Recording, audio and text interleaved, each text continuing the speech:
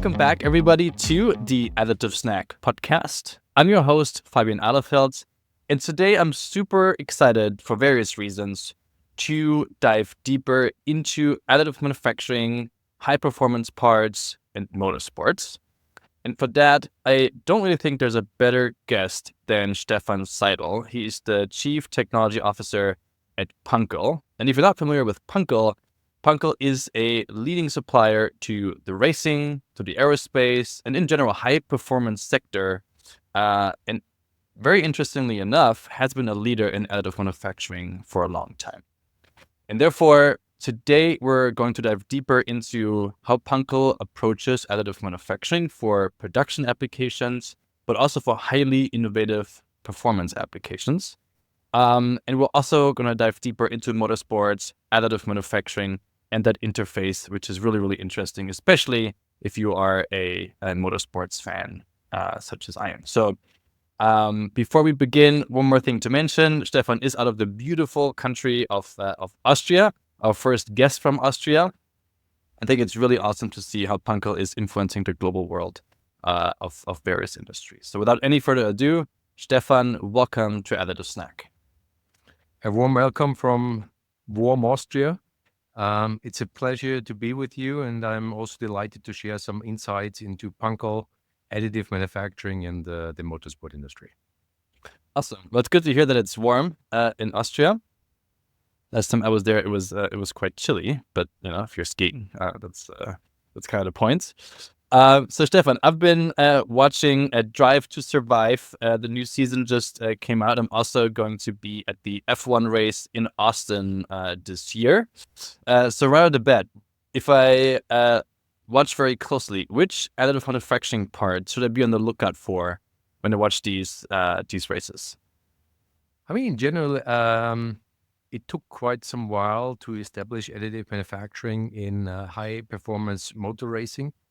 One of the main reasons, I guess, was the COVID pandemic was a big downside to additive manufacturing because a lot of activities started beforehand, but then due to regulation, freezes, cost caps, and things like this, a lot of things were not pursued any further. And the other area is also the high level of quality requirements and repeatability requirements that motorsport has. If you look at the current grid, there are hardly any DNFs in the racing industry anymore. The parts are not failing because reliability is one of the utmost priorities. And this is where the confidence in this new technology was not there in the past years. But now that the performance requirements, especially lightweighting requirements, are increasing more and more, and the technology has matured a lot over the past years, additive manufacturing is spread in a huge number of components in racing. I think one of the most interesting parts is the roll hoop, which is one of the structural components above the driver's head, where you have the air intake into the engine. This part is at one of the highest areas of the car. Therefore, lightweight is crucial here because the higher up on the car the part is, the more it affects the center of gravity and therefore the performance of the vehicle. But on the other side, this part is a structural safety function because it has to withstand the complete loads during a crash, during a roll over of the car. Some of you might have seen the incident in Silverstone a couple of years ago where a Sauber car was sliding on the back exactly on this structure, and it could protect the driver because it has to protect the driver's head together with the halo. And this is a part due to these lightweight requirements, due to the safety requirements, which is printed amongst all the teams. Most of the time, it's printed in titanium because of the properties of titanium. Some people do it in skull alloys as well. I would say this is the most prominent additive part. In a lot of areas, it's also winglets and aerodynamic devices, because they keep changing quite often, and you need to implement iterations quite fast into the car, where additive again can provide a benefit. And another area, but that's quite difficult to see because it's hidden inside the car, are also hydraulic components. Mhm. Again, here, due to the reduced pressure drop and the lightweighting feature, are being used, and also a lot of engine parts are being printed. So there is an increased number of components here, and with the new 2026 regulations, which we might cover a little bit later in this talk, there's even further push for increase of additive manufacturing. Super interesting.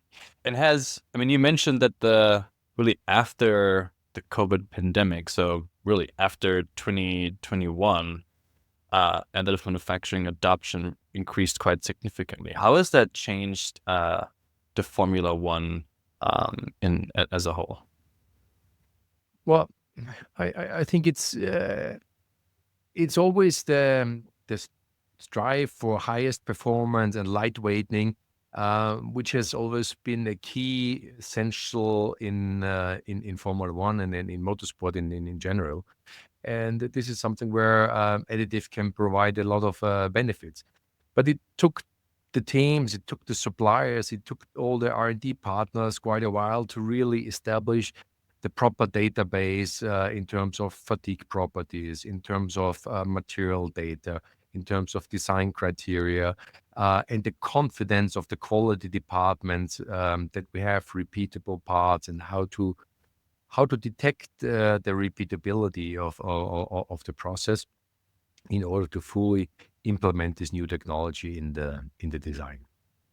Interesting. Yeah, and I could see that once you've reached that point, iterations can be implemented faster, and innovation can be driven faster than before. Huh?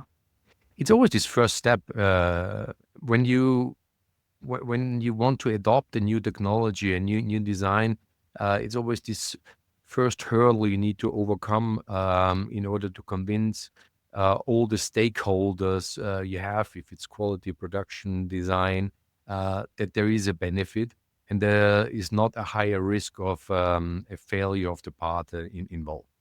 Formula One used to have a lot of testing opportunities way back, but now they're all being narrowed down. There's just a couple of days testing before the season. And during these tests, you really need to ensure that your car is reliable and is performing as expected. You cannot justify not finishing with your car and not having a reliable design of the car, because there's simply too much involved. Therefore, first time right is a key feature, and that's something which obviously needed quite some time to convince everybody and to be established. Really interesting. And we'll dive into your process and how you approach first time right, quality assurance in a little bit. But before we go there, so Pankl now is a key player to the F1 industry, also to others. How did you get there? Tell us a bit about Pankl's history. How did it start, and how did you evolve into this global key influencer and driver, especially also of additive manufacturing parts? Well, it all started in 1985 when Pankl was founded by Gerald Pankl, the company founder. The titanium connecting rod being our first product where we could establish a new technology into these fields. And over the years, and with a very close interaction with the teams, we could establish us as the leading system partner. I'll come to that in a minute, for engine, drivetrain, and suspension components in all kinds of motorsports. Why system partner? And I think this is a key role which differentiates us. We're not just a supplier making goods according to a specification, according to a drawing. We have a very big R&D department, from ranging from our own metallurgical department a design department, simulation, and also numerous test rigs, where we can support our customers and the industry with the development of new technologies, of new designs, of new materials. We can be proactive in giving our innovative input. And then we also have a state-of-the-art manufacturing department and manufacturing machines, including a lot of sub-processes, whether it's the heat treatment, whether it's the coating, and several other processes like hipping, for instance, a key process in additive manufacturing to improve the fatigue properties, where we are a one-stop shop to the industry. Wow. And this combination is something that is quite unique, where there are not a lot of other people that can offer such services. And additionally, our company values, high tech, high speed, high quality, they brought us and they helped us to establish the market position that we have. I mean, if we look at that into more detail, high tech, obviously these are all the products that we're making and the designs that we're making, but this is also the level of technical education, of technical expertise that we require and that we train all our employees to, so that they can support the customers, our partners, with the higher level of technology. High speed, these are obviously the cars, the final products that are traveling and racing at the high speed. But that's also the reaction time that we want to give to our markets. Fast reaction times, fast responses, because if you are in such an industry where innovation is coming every couple of weeks, you need to be fast, you need to react fast. And high quality are not only the small microns in terms of tolerances that we have on our components, but high quality, especially the trust in everything that we say, whether it's lead times, whether it's commitment, everything the customer can trust and can rely in us. And these three core values are not values that we just write on our company presentations. This is something that we, all our employees, live, we deliver to the customer, and we are famous for in the market, and the market knows they can rely on us regarding all these pillars. And I think these three core values really helped us to achieve this market position that we're in. And when we say motorsport, as you mentioned before, it's not only Formula One, it's DTM, it's NASCAR, it's Indy, it's rally championships, endurance racing. It's all kind of high performance motorsports where we are really a key player to the industry. Super interesting. I was actually also just a few weekends ago at a NASCAR race at the F1 circuit of Americas. Super impressive as well. I mean, if you talk about these three values, it really seems like the perfect fit to also incorporate additive, right? Because to me, additive requires these three values in order to really become successful, but it also supports to deliver these values in a more consistent way, right? When it comes to speed, for example. So how did Pankl decide to implement additive manufacturing and to also to really adopt that technology to continue to drive that market leadership forward? We looked into additive manufacturing more than 10 years ago because we could see it's a very interesting addition to our existing production technologies. And this is something that is very important to us because I like to compare additive manufacturing with electric mobility. It is one solution for the future, but not the only. There are certain aspects where it makes a lot of sense, where it gives a lot of value add, but there are other areas where it doesn't make any sense and where you should stick to conventional machining. And the same with additive manufacturing. We see it as a interesting addition to our existing capabilities, enabling us to drive innovation, to drive lightweight features, to drive performance features in our existing product portfolio. So we wanted it to be a a broadening of our portfolio that we are Hmm. currently offering. And therefore, we also looked at what is the best way for us to establish additive manufacturing for high performance applications. We were not so interested in these tiny winglets, in these not high performance relevant and not highly loaded components. We wanted to use it in highly stressed, in safety critical areas, because there we knew we could make a difference and we could differentiate ourselves from the market. In order to do so, we try to look at the complete value chain because, again, this is a view, this is an approach we take in most of the areas. We wanted to have handle of the powder delivery, of the powder quality. That's why we partnered up with EOS and but also with Böhler to develop new powders, to optimize powders, to check the quality, the consistency, the rheology, the sphericity, the gas content of the powder. We wanted to have a reliable partner with EOS in this technology. We wanted to have a close technical partnership here.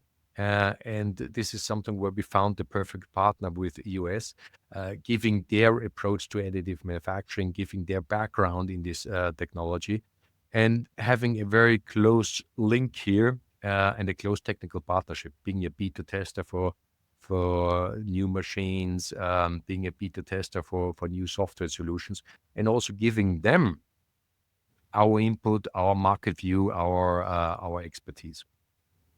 The machining is something we can do within all our existing companies and on all our existing machines.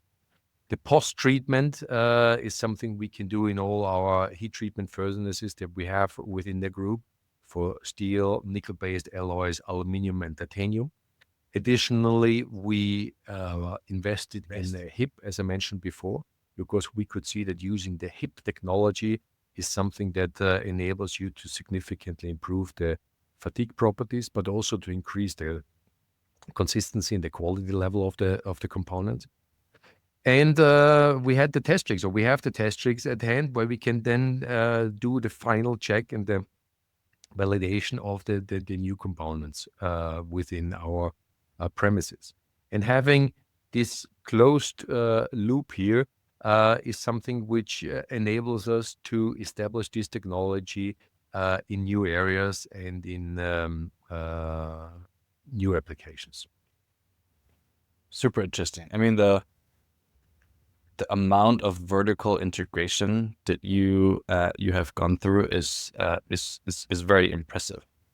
Which, yeah, like you mentioned before, it really makes you more than a supplier. It makes you a solution partner from all aspects of the value chain. What does that mean for Panko? How do you work with your end customers in the solution space? How early are you a part of research and development, and also how do you close that loop for new innovation to continuously iterate down the road? Well, it depends a lot on the requirements of the customer, and this is where we can be flexible. Some of our customers, some of the teams, they have already a very high knowledge in additive manufacturing. They might not require so much technical input from our side because they have their own ideas, and we can just be a sparring partner to challenge some of the concepts. Whilst others are at the very beginning, and we can really help them with our database, with our design know-how, where we together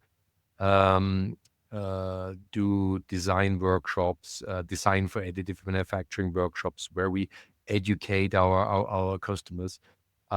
So it's down to the customer to decide to what level they need this vertical integration and to what level they need our input. Generally, we develop certain solutions on our own, which we present to the customer and which are then adapted to the final customer's needs and specifications. But we also are given certain design tasks and development tasks from the customers, from the industry, which we then fulfill and which we design according to the requirements that we are given. So it's really flexible depending on the requirements, and based on this market feedback and the next regulation changes that we expect, we also fine tune our internal development and prepare ourselves for the challenges ahead. Super interesting. Maybe if we've talked about quality assurance now a few times. Let's double click on that, because I think you guys are highly advanced in quality assurance, and you also are using the latest and greatest tools when it comes to that. So when we're talking about additive manufacturing and quality assurance, how does Panko approach that, and how are you trying to continuously push the limits to deliver that quality that you just mentioned in the beginning? Well, again, there are several stages. The first one is already pre-printing, where we use various simulation techniques. And I'm not only talking about the finite element analysis on the components, I'm talking about process simulation, thermal simulation, in order to check the residual stresses that you have during the print process, in order to challenge your support structures that are required, and to reduce the deformation during the print job as much as possible. The next step is always the quality insurance of the components.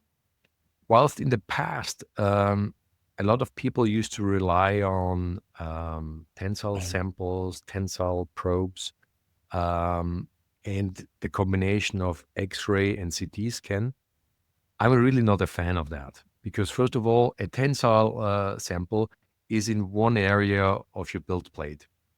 You could have sputter marks, you could have a lack of fusion, you could have a lack of powder exactly in this area, and you can have a very bad result from your tensile sample, whilst the component, which is right next to it, could be perfect, or vice versa. So this is really not telling you anything about your component, about the integrity, about the performance of the real component that is being printed. X-ray and CT, obviously, they detect flaws within the component.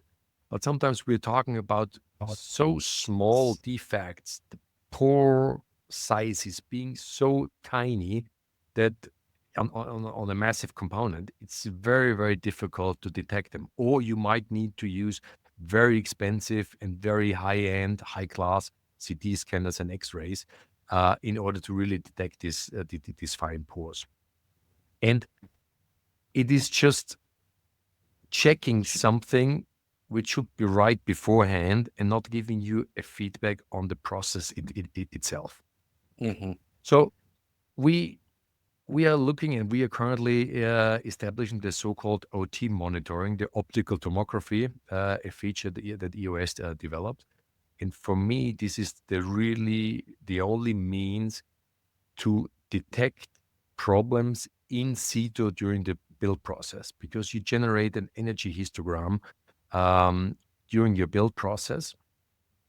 And the first part that you do print can be completely validated on a rig or with CT scan and with X-ray, having this fingerprint, this DNA, this energy histogram on the component, and all subsequent components need to have the identical fingerprint, the identical energy histogram, so that we can have a complete comparison of the components. And in case we see a deviation, we can then analyze the deviation. We can check if it's in a critical or a non-critical area of the component. And we can either, according to our expertise, already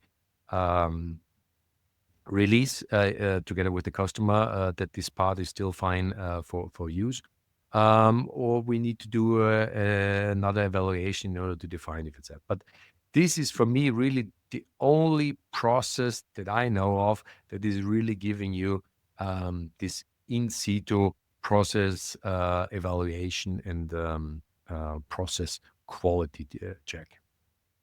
Hence, Yeah. we can use our quality methodology and our production methodology for really highly safety critical components like suspension parts, but also, for instance, like the top frame in the racing league. The top frame is like the halo in F1. It's a titanium component printed out of 5 components on one M400-4 machine, which are then welded together. And we are the one make supplier to the Indy Racing League, delivering the whole grid with these highly safety critical components, which have been pre-validated on our machines using OT monitoring. Wow. So let's talk about that application then. So it's a Tie 6.4, I'm guessing. Tie 6.4 printed on a multi-laser large frame system welded together. What does the quality assurance then look like for that part? Is it just OT and you have your fingerprint and you give it a check mark, or are there any other non-invasive testing procedures that still happen? Well, we still use tensile samples in order to also have a quality check here. Additionally, we have CMM machines monitoring the geometrical accuracy of the components. We have GOM scanners to monitor the potential deformations of the component. And we also have checks on the welding seams to check the integrity of the weld seams as well. We need to print it in 5 components because the final part is so big it cannot be done in one. It's almost the size of a table. But obviously, it is one of the most safety critical parts because the cars are traveling at several hundred miles per hour, and then a wheel could hit the whole structure, and it has to protect the driver's head from any potential intrusion. Crazy. And there's no CT scan on those parts. You fully rely on your OT data. In this instance, yes. Yeah, that's really, really, really good to know. How does that now transfer to other applications? So have a really good footprint of your top frame. Now, let's say you're developing a new titanium application. Can you rely on that data as a starting point to create a new fingerprint for a new application, or how does that new validation process look like for new application programs? Well, obviously, the more you print, the more you produce, the more data you generate, and the more data you harvest. And this is something which will influence all your future designs, whether it's about consistency, whether it's about deformations, whether it's about mechanical properties. We use several digital engineering tools here. Also for our material database, for instance, we use ANSYS Granta, which is a massive material database where every single tensile sample that you accumulate will be added to your existing know-how, and you just generate a bigger statistical data pool on your requirements, giving you a better reliability in hitting the mechanical properties that we promise to our customers. I think in general, it is really this learning that you have on deformations, on mechanical properties, on melt pool behavior, which will just influence your confidence in this new technology and enabling you to use this technology in more challenging applications in the future. However, I find it difficult to find more challenging applications than the top frame in the Indy Racing League, but still, a suspension component, for instance, in F1 is something which is also challenging. And from 2026 onwards, additive manufacturing will be allowed as one potential production means for critical suspension components for the uprights in an F1 car. And having all this database, having this data pool here and the know-how pool will enable us to be at the right spot to support the customers in the development of these new challenging applications. Awesome. And it seems to me really that the investments that you have made into the technology from a vertical integration perspective, from a talent perspective, and I'd like to talk about that in a second as well. But also into a data collection perspective, have really allowed you to start to rapidly scale up your additive operations and also the turnaround time, I'm guessing, from new customer request into final production part out. I'm guessing that time frame continues to shrink and shrink, and your first time right approach probably also becomes faster and faster. If I think back to a few years ago, where additive manufacturing sometimes still was a trial and error technology, it seems like you have found a way to go around that and really become really confident in the process and into your ability to engineer parts for success rapidly. That's very interesting because, yes, you're right. Additive manufacturing is known for printing of prototypes, being technology for prototypes. But in order to do so, you need to ensure you have this first time right, because prototypes are required in a very fast, short turnaround time. If you don't have the first time right and you need to reprint your first prototype again and again, it's not only very costly, you're also not delivering in time to your customers. So having this database, having this know-how really helps us to ensure that the first part is right, is delivered in time, and we don't need to do it again and again, because this would kind of be against the concept of using this technology for prototypes. It's challenging because obviously there are a lot of unknowns in this technology. There are a lot of very complex processes here, but the more you print, as we said before, the bigger your know-how becomes, and the better your database becomes. Sure. And in addition, even though you guys were born in racing, right, it seems very natural to also then venture into other industries where such high quality requirements are also 100% needed. So can you talk a little bit about how Pankl found its way into other industries such as aerospace, and how you're positioned there with your full value chain? I mean, we have three main pillars. We talked about motorsport already. The second pillar is high performance vehicles, and the third one is aerospace. High performance vehicles are the hypercars, the Bugattis, the Rimacs, the Koenigsegg, the Paganis of this world. So Red Bull, Valkyrie, and the RB17 and parts like this, where you really have just a limited number of components with a very high technical complexity, and only a few number of cars sold every year. And also the sports cars industry. Those industries are important to us. We use technology from motorsport, which we industrialize. And obviously the first step in this industrialization are the hypercars, because this is where still component cost is not the utmost criticality, but still you have to be road legal. You have to meet lifing standards from road cars. And then we further industrialize from these hypercars to the sports cars, which are the Ferraris, Lamborghinis, Porsches, or Corvettes of this world. Mm-hmm. And our footprint in racing, our know-how, our technical advantages we had in racing helped us to really become here also a technology partner, solution partner to the industry, and not just a build-to-print supplier.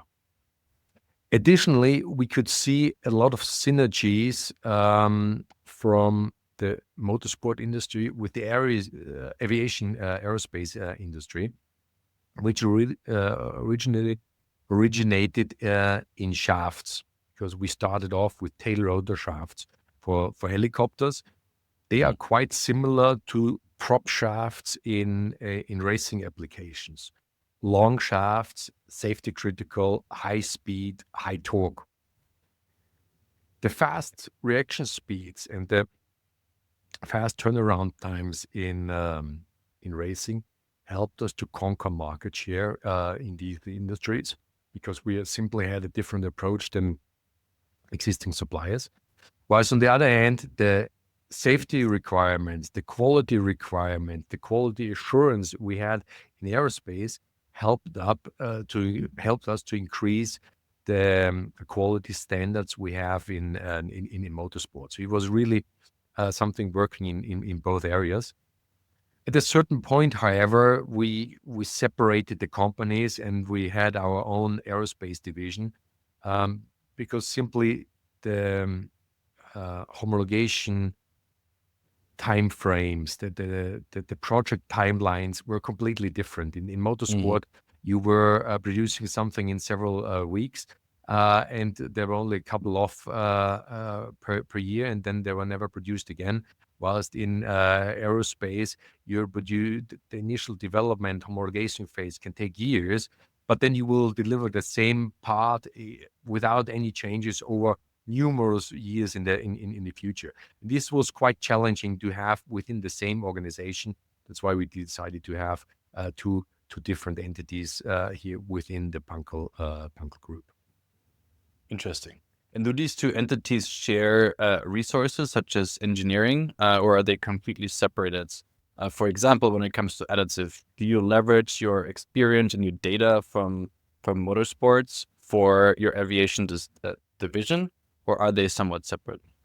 This is they're separate entities, their own entities, but additive manufacturing, and we founded additive manufacturing as a own business center within the group, being able to support various industries. That's why we are also EN 9100 aerospace certified in our additive manufacturing division, because we want to be able to supply all the various industries, all our various customers, with high level of quality and with high level of quality assurance.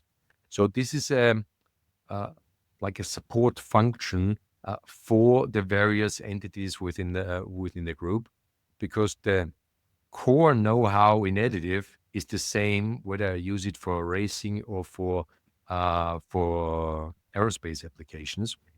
It's just the final application and the final homologation procedures are different. And this is also one of the things where it's a bit trickier to establish additive manufacturing in aviation, because the homologation purposes, the homologation requirements here, and the time frames required to establish a new technology in this market is different and requires different mindsets. For sure. There are similarities, but also many differences between the two. Speed being one of them, or at least speed to market. One thing I'm curious, because you mentioned supercars and sports cars. How does innovation trickle through from like F1 to other racing or motorsports divisions to then hypercars to sports cars?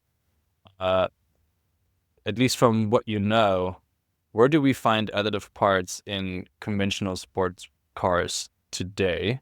If you're able to talk about it. Well, this is exactly one thing that I mentioned before. You need to have the right application for the right requirements. Cost performance is obviously one critical decisive factor where you can implement new technologies and where they do make sense or where they don't make sense. Whilst a 3D printed upright in racing can make perfect sense, because you only have a couple of, and lightweighting is the utmost priority. In sports cars, it is critical, but obviously there's a certain value per kilogram of weight saved that has to be balanced. So I can justify a higher price, but only to a certain degree. At some point, the end customer will not be willing to pay so much excess money for the ultimate weight saving.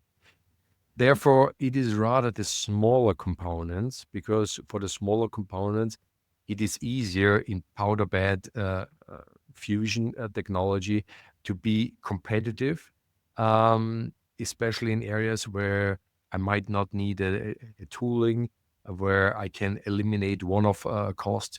It can be quite interesting. Also, where there is a lot of individualization, where I need parts which are tailor-made to my end user. This is where additive manufacturing comes into place. When something is really produced in higher volumes, and where production technologies like casting or forging can be established, it is quite difficult for additive manufacturing to be competitive.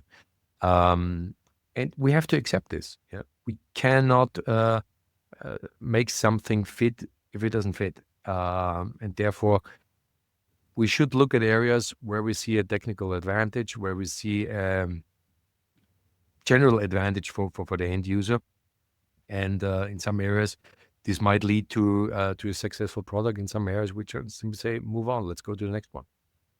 Totally agree. And I think you said it perfectly in the beginning when you said it is a additional tool in Panko's tool belt, right? Not Exactly. not the only Exactly. tool. And this is so important to be focused on, because people really try to make additive manufacturing be a one fit for everything.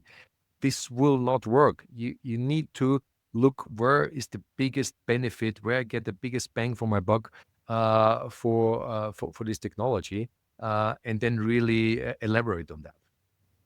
Totally agree. And then the automotive sector, I think the biggest impact today is die-cast tooling, right? We've recently had Exco and Arkel on our podcast. They talked about die casting, those injection molding tools. There today we see a very nice impact also for higher volume vehicles, of course. So there's definitely that impact there. But of course, for millions of small parts that cost a cent, it's going to be difficult and not feasible for additive manufacturing to be viable. One thing I really admire about Pankl is that you've not only vertically integrated various parts of the process chain, right? From also looking at very advanced tools in pre-data processing, as you mentioned earlier, all the way to hipping, and even before that in powder production. But also you've integrated talent development, and to me, one of the key success criteria for companies to become successful in additive, and really in any advanced technology, is to have people in-house that understand the technology in depth and in detail. How are you approaching talent development at Pankl in general, but also, of course, applied to additive? I mean, first of all, I fully agree with you. The most important thing is to have a talent, to have the right people here at hand. It's always nice to invest in new technologies, in new machines, in new equipment. But if you don't have the right people to operate it, it's of no use to you. In a lot of areas, why we invested in new technologies were fourfold. First of all, we wanted to improve the lead time. We wanted to improve the cost. We also wanted to improve the quality level. But finally, we also wanted to have the ability to turn the little knobs here and to fine-tune the process parameters according to our requirements, in order to get really the most out of these technologies. And this can only be done, as you mentioned, with the right people, with the right skill set, with the right trained personnel at hand. First of all, we just finished the completion of the Pankl Academy, which is a very big, new, modern apprenticeship training facility where we train currently 150 apprentices all the time, because this is for us the basis of people, of workforce that we generate within the group, having the skill set, having the ability to fulfill the requirements that our products, that our markets, that our customers have on us. And this is really essential for us to have the right workforce. Secondly, we do a lot of internal training on the job, to have existing personnel, existing employees really advanced in their education, advanced in their skill set. And finally, we also work together with several institutions, whether it's schools, whether it's universities of applied sciences, whether it's technical universities, especially the Montanistic University in Leoben, which is quite close to us, is a very interesting feed to us of especially people trained in metallurgical sciences and process-related sciences, because this is what the university is known for. And this helps us, especially for heat treatment, for hipping, for coating, but also for additive, to have the right people. And finally, we also have a very close interaction with the specialists, like US, here to have a close interaction with the training capabilities of EOS, with their educational program, and we give them our feedback how to further improve that and to add the requirements from the market to your future trainee programs. Yeah, it seems partnerships in general seem to be a core guiding principle to Pankl, right? I mean, partnership with the US, with material suppliers, with universities. I think you guys have found a really good balance on how to manage that and how to leverage that for the success for both sides. Partnerships are crucial. You cannot do everything yourself. You need to have trustful and reliable partners, and be one yourself, because it's always a two-way street. Shouldn't be one way. And like this, you can jointly advance the market, advance the technologies, and improve yourself, improve your product, improve your skill set, and be ready for the challenges ahead. Totally agree. Last question. What are you excited about when it comes to the next few years in additive? You mentioned there's been some regulatory changes in F1 for 2026. If you look into your crystal ball, what are you excited about for those coming years? Well, I'm really excited that we could really help to improve the standing of additive manufacturing, and the rollout of additive manufacturing in these high performance areas, and be a crucial partner to the industry here, having the right mindset, having the right equipment here, to jointly use this new technology to improve weight saving, to improve the performance of the components, and to hit the new regulations and the requirements from the new regulations. And there's a lot to come here. 2026 will be a complete blank sheet of paper that we start off. There will be new chassis regulations. There will be new engine regulations. But one thing that everything has in common is lightweightening and performance is the utmost priority, and there additive manufacturing can play an essential role. And we need to ensure that the customers, that the market trusts not only in our capabilities, but in the capabilities of the technology. And that's something we really could establish over the past years, this trust, this confidence, because this will enable all of us to use this technology for highly stressed components, for really safety critical components, and to play a vital role in these new regulations. Well, now I'm excited for next year as well. I think in general, additive has kind of reached a bit of a turning point in various industries, but of course, as we just talked about, also in F1. I'm excited to go to the race and see those parts myself. Stefan, I really want to thank you for a few things. First of all, for being open and transparent and sharing your expertise with us today. I think it really helps companies and engineers and individuals to understand what it takes to be successful in additive, but it also shows the confidence that you have in the technology and that your customers have in the technology to be able to implement them for such highly critical and high performance applications. I think also very insightful our conversation when it comes to monitoring and quality assurance. You guys are certainly a leader in that space and are paving the way for others to, well, for better or worse for you to copy what you've done. But I think for better, because the industry is going to be raised by another level. And also lastly, for the approach you take to partnerships and talent, I think all of that helps all of us. Talent is crucial. We need more engineers that understand the process in depth, like you said, that can tweak parameters for specific applications and requirements. And also here, you guys are really a role model to other industries. So thanks again for being on the show with me today. Thank you very much for allowing me to share our insights, to share our view on additive manufacturing, but also on the advancement of motorsport. And well, I wish you all the best for your visit to Austin, and yeah, all the best for your show in the future. Thanks for having me. Thank you, Stefan. And thank you out there to our listeners for tuning in. Make sure to look for those parts when you watch the next F1 race or Drive to Survive.